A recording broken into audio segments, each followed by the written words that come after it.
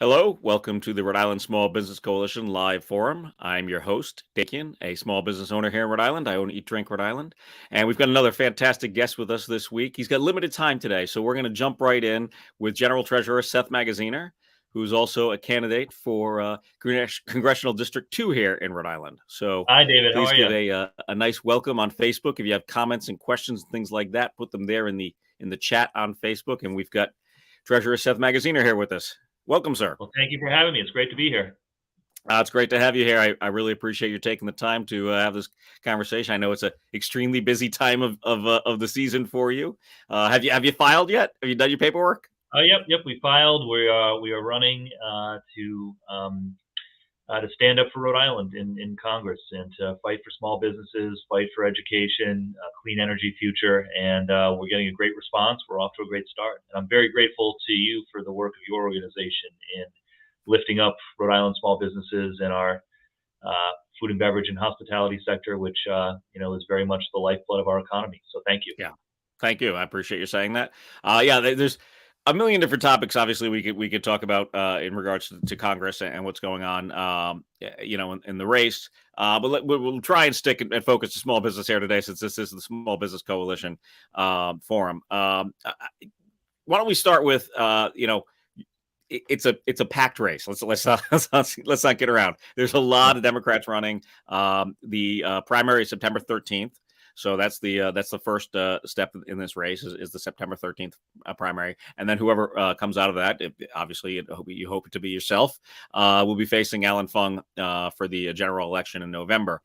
Tell us a bit, where you are right now. How are you feeling? There was the big Boston Globe poll this week that came out, which is, again, I think in this particular race is a little still kind of, I don't want to say deceiving, because it's a good poll, but kind of up in the air because there's so many people in the race. How do you feel? What do you think about that We're poll? feeling great. So, what motivates me is I'm a new father. I have an 8-month-old baby, Max, at home, and I want him to grow up in a world that is fair and just and safe and full of opportunity. And I want to make sure that he has a bright future and that all of Rhode Island's children do.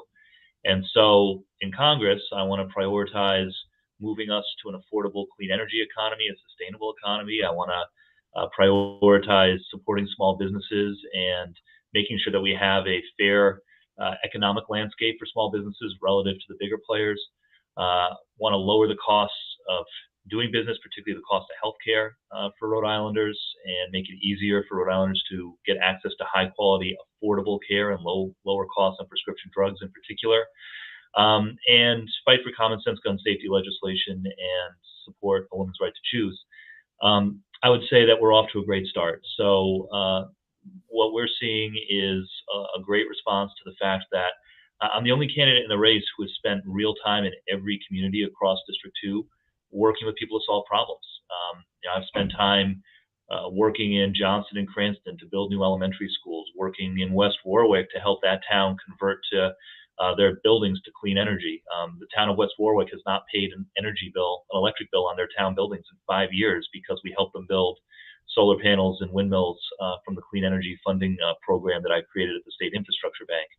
I created a program called Bank Local, where we have moved millions of dollars of the state's cash that our office manages to local community banks and credit unions to support small business lending. We've helped more than 400 small businesses in Rhode Island get access to affordable capital, small business loans, to help grow and expand and hire more people. So, I think we're getting a great response because what sets us apart is that I've spent time in every community across District 2 working with people to solve problems and get things done. We've got a very good lead in the polls in the primary, which we're excited about. And in the general, we're the only Democrat within, striking distance of the Republican opponent. And I think that's important because, in my view, at least, the Republicans in Washington have become radical and extreme, and we don't want them to take control of Congress again. Well, let's talk about that a little bit. I mean, we try to remain relatively neutral here with the Small Business Coalition, but it's less a case of Democrat and Republican and more a case of just everything seems roadblocked. Yeah. how do you see that changing? I mean, you mentioned some of the small business initiatives that you worked on, here in the state as a general treasurer, but across the country, when you're dealing with a large body of all sorts of personalities. Let's be honest. Yeah. Across the whole spectrum. Uh, how do you see that working? How do you see that being able to, you fit in? How you would engage? And again, bringing it back a little bit to small business. How would it work for that type of the sector of the economy? Yeah, so I have a track record of working across the aisle to pass legislation here in Rhode Island on a bipartisan basis, and I'll bring that experience to Washington. I'll just give you two quick examples. The very first bill that I passed when I took office as state treasurer was a bill called the ABLE Act that created tax-free savings accounts for kids with disabilities and their caregivers. That was a bill where we had a Republican lead sponsor in the House and a Democratic lead sponsor in the Senate. We worked with them to draft that legislation and pass it and implement it. So the very first bill that I worked on in Washington was a bill. I'm sorry, in the state house was a bill that passed with bipartisan sponsorship.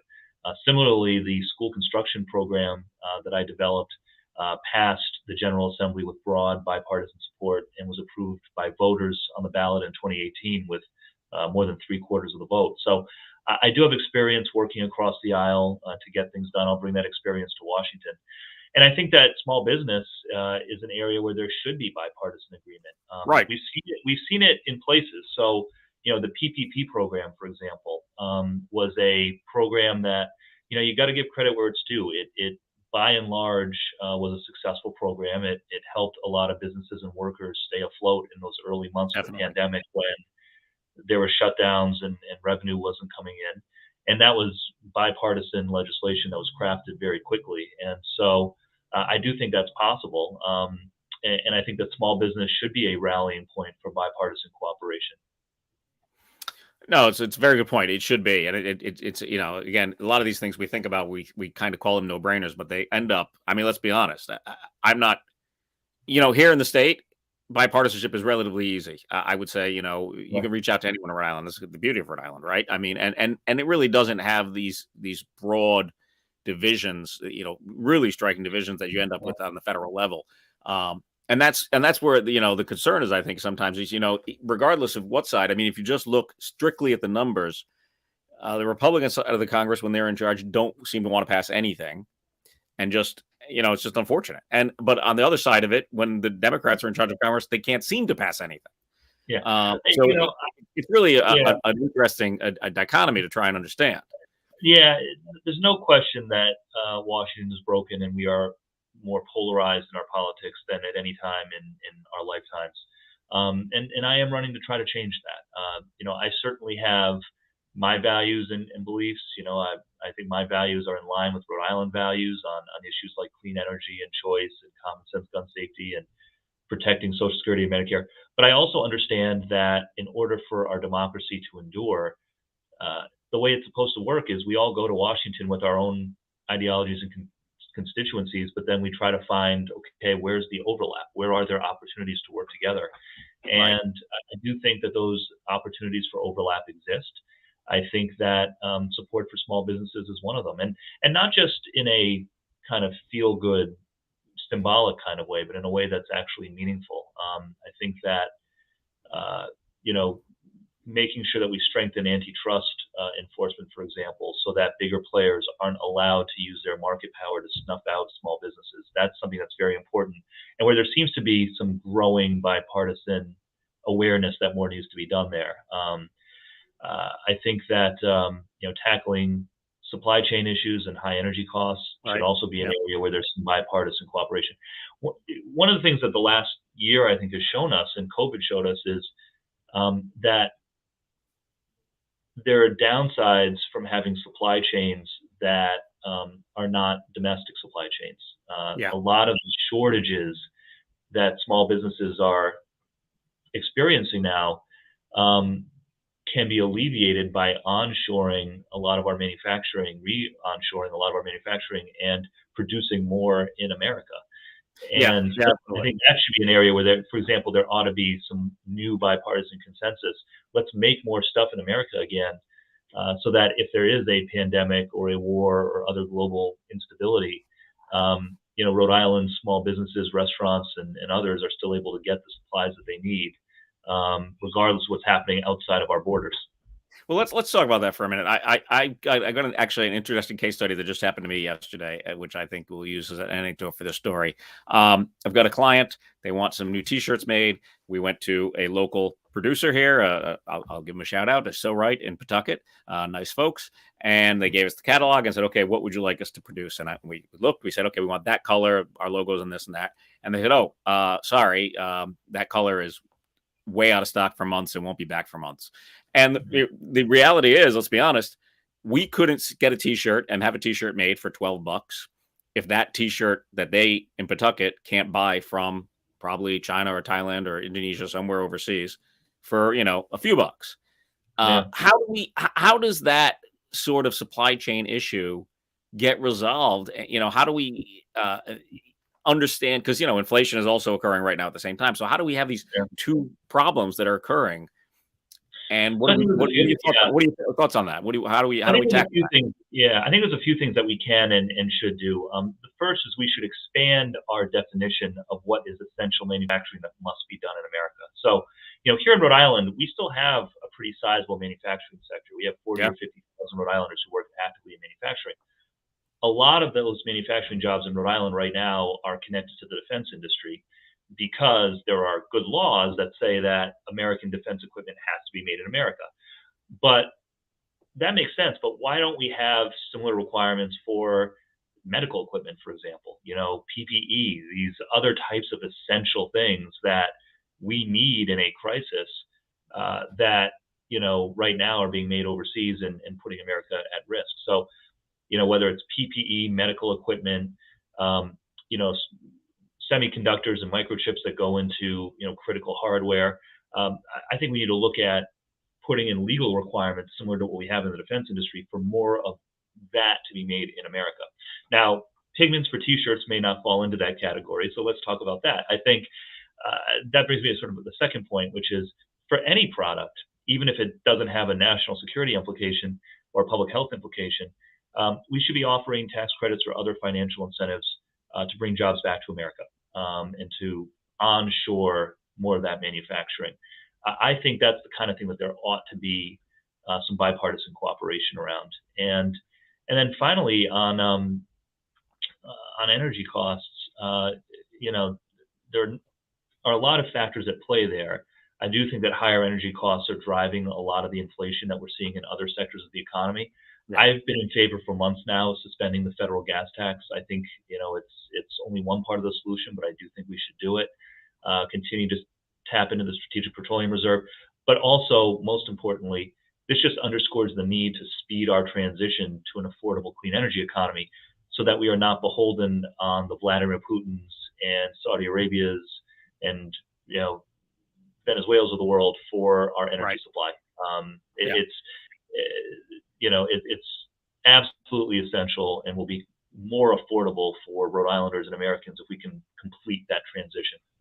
Yeah, and also as we've discussed here previous on the show with other guests, a lot of those types of jobs are engaging the small business community. Yeah, Installing solar panels, selling energy friendly equipment, things of that nature can be part of the small business community. Housing, we've discussed many times here on the show. Obviously is a big broad issue, but generally a lot of housing contractors are small businesses. yeah, Things of that nature. So there are ways to absolutely. to support And, that. and I'll just note, I mean, for example, and so all of that is true. It can absolutely support local small business, this transition to a clean energy economy, and also make energy more affordable for small businesses.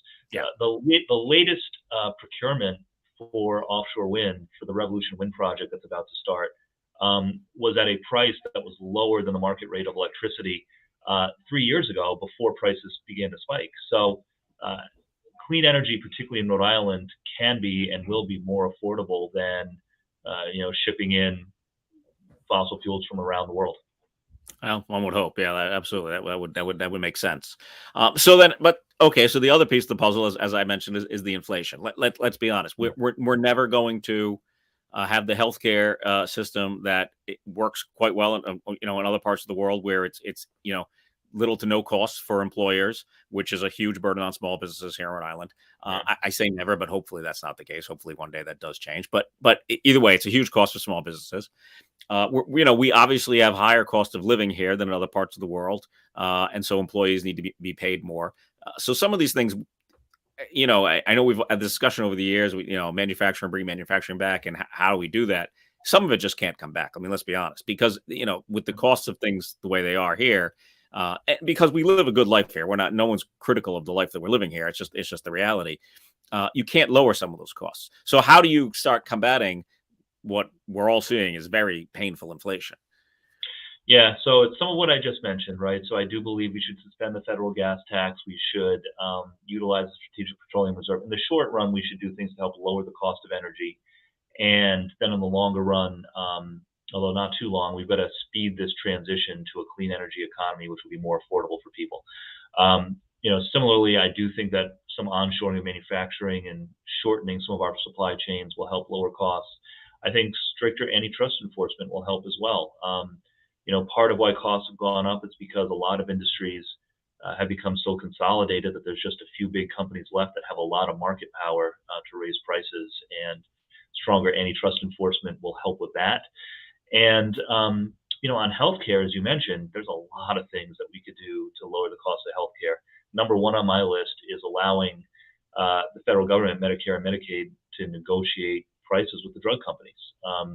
Right now, the VA has the authority to negotiate with the drug companies to lower the cost of drugs for veterans, and it works pretty well. But Medicare and Medicaid, which in Rhode Island, nearly half of Rhode Islanders get their health insurance from one of those programs, doesn't have the authority to do that. The federal government should be able to negotiate lower drug prices for everyone, regardless of what type of insurance they have, which would help not only consumers but their employers as well. That's an excellent point about healthcare. Yeah. Okay. You mentioned the PPP program earlier, something that obviously was very successful for many Yeah. people. Let's look at that from a different perspective. That came along, and other things also as well during the pandemic. Obviously, child tax credits and things of that nature, all of which were very helpful to small business owners because they were able to take advantage of those credits to take care of their children when they had to be home from school.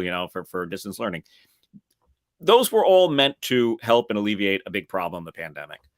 Do you think there's some other way that we can help and alleviate a big problem like inflation with some type of system like that to help small businesses? I mean, I'm not saying like just hand out, checks because Yeah. everything's going up in price, but what are we looking at that Congress can do that perhaps uh, helps out businesses, not just small business, but even the average, larger size Yeah. business So, with so these all of these type things, of problems? all of these things play a role. Suspending the gas tax plays a role. Negotiating with the drug companies plays a role.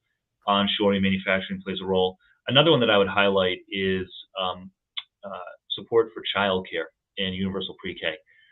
We have a labor shortage. You hear it in every sector of the economy Right. right now.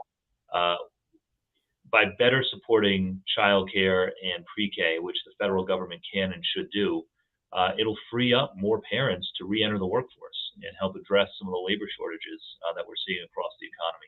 In addition to being good for kids, by the way. Right. And Yeah. so that's something that I certainly want to prioritize as well. That I think would be a big help to small businesses, particularly in the food and beverage and hospitality industries.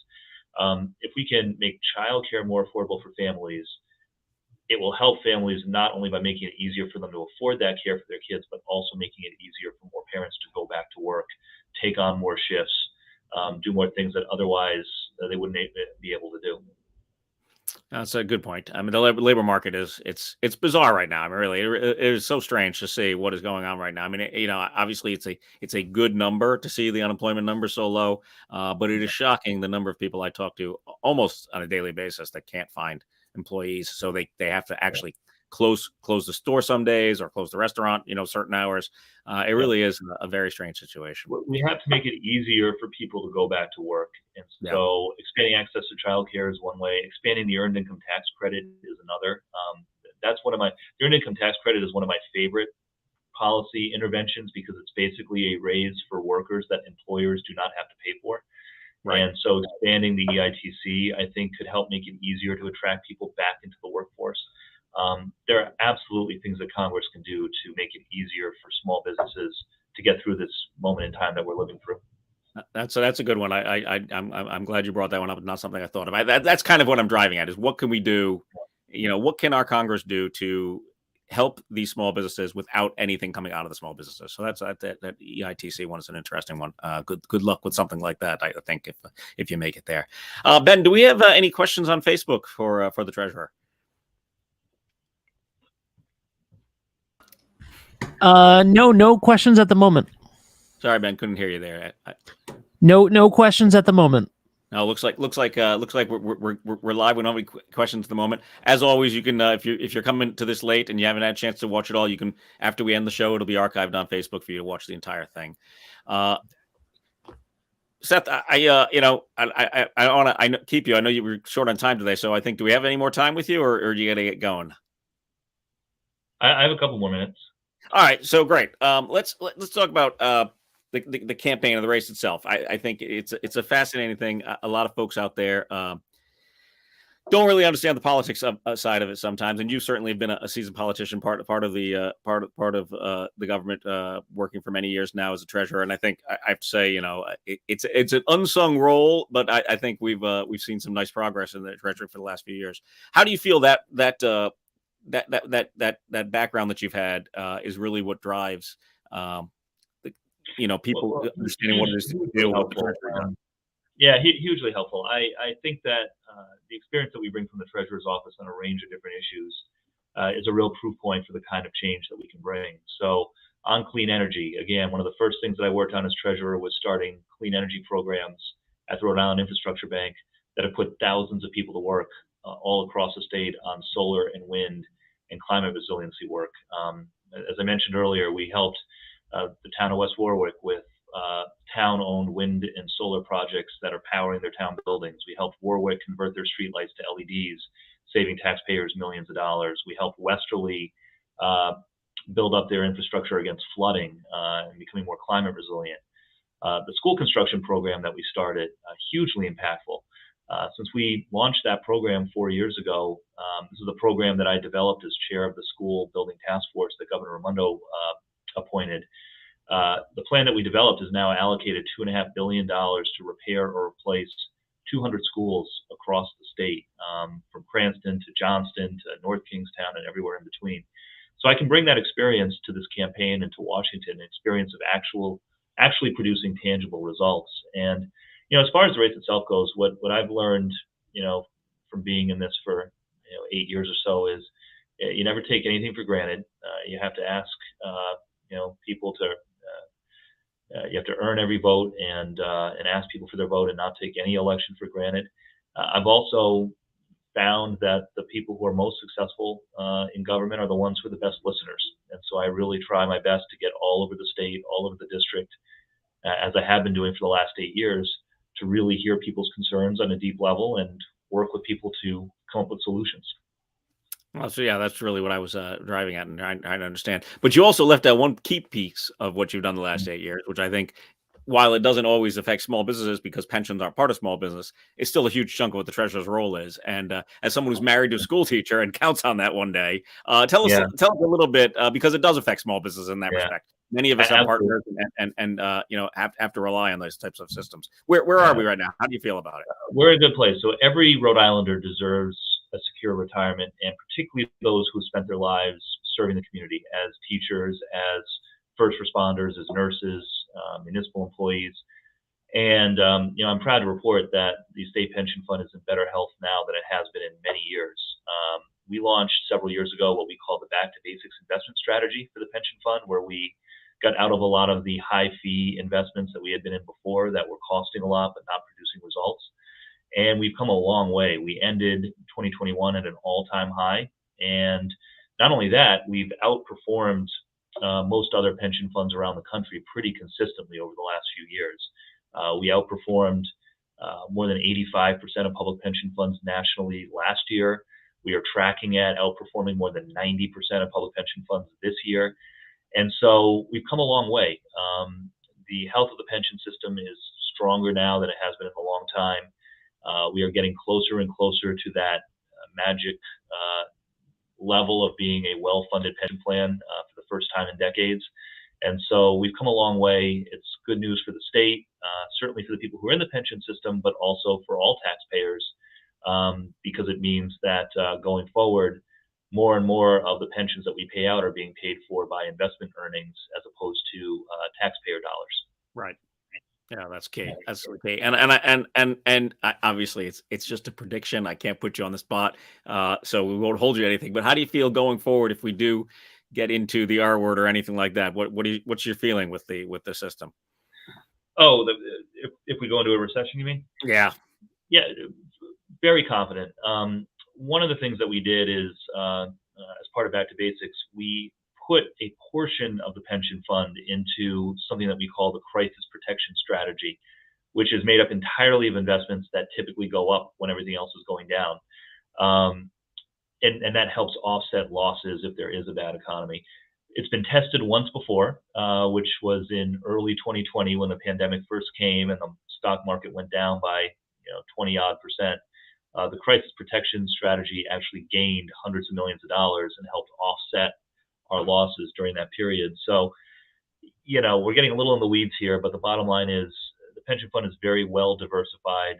It's in a healthier place today than it has been in decades. And so, even if the economy continues to slow down, we're confident that the pension fund will continue to progress in a positive way. Well, that's good to hear. Thank you. Yeah, I know. I know we're a little into the weeds there, but a lot of our members do follow this stuff pretty closely. So I wanted to give them an update on where you feel we are. I think we're just about out of time here for you. I really appreciate you taking the time today. I thought this was a great conversation. Any final thoughts? No, I'll just thank you, your organization, for everything that you do. Thank you for the invitation here today.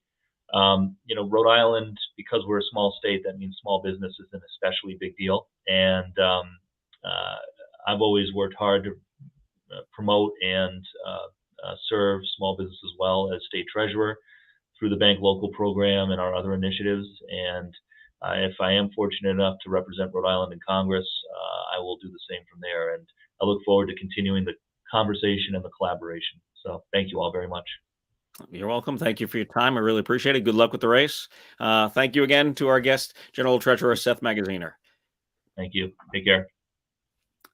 So that was our show this week. Thanks for watching. I thought that was a great conversation.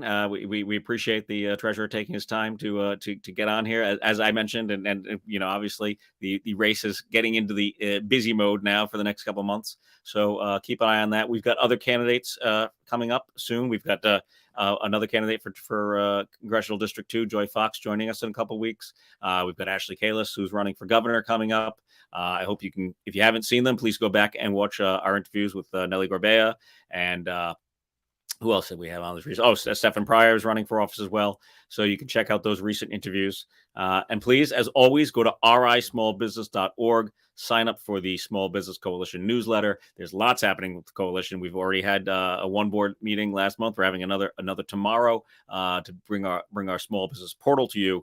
So definitely check that out. Go to rismallbusiness.org and sign up to get notified when the portal is open. Can't wait to have you there. And join us again in 2 more weeks. Thanks again. Take care.